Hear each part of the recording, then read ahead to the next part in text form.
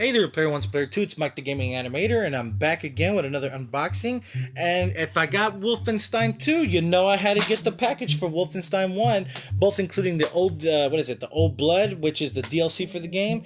I think it's actually a standalone DLC. I don't think you actually needed to play Wolfenstein, but this is the first Wolfenstein New Order. This is pretty nice. I like having packages that are coming together. I just feel like it's a nice bundle. I like having disc copies of games, so like I say, you did get two full copies of a game, Wolfenstein the first and which the New Order and Old Blood. Install base, it says total should be roughly 90 gigabytes, so you can probably factor that into the two games because they are actually two physical discs. Yes, so if you're the type of person that does not like to get DLC, that is correct. Both games are on two separate discs and they are playable, so that's a big win for me. I love having physical disc copies. It should come with well, actually there's no other additional DLC, so everything that you needed to play the games are actually here, so that's great. I'll catch you later, guys. I love you all. Take care, Player One, Player Two.